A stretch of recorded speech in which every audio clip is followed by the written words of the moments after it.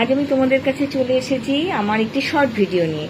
সেই শর্ট ভিডিওটার মধ্যে আমি তোমাদের কিছু বলতে চাই।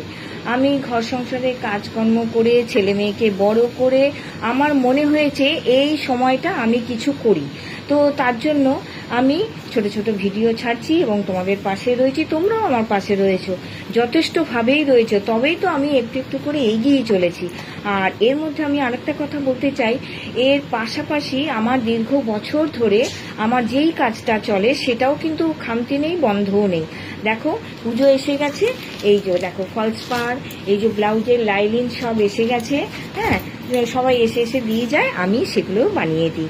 অর্থাৎ আমি মহিলাদের সমস্ত কিছু তৈরি করি, মানে বানাই। নিজে কাটি, নিজেই বানাই। তো আমার ভিডিওটা কেমন লাগলো, তোমরা ভালো লাগলে একটা লাইক করো, আর আমার পাশে থেকো। এইভাবেই সবাই সুস্থ থেকো, ভালো থেকো, টাটা।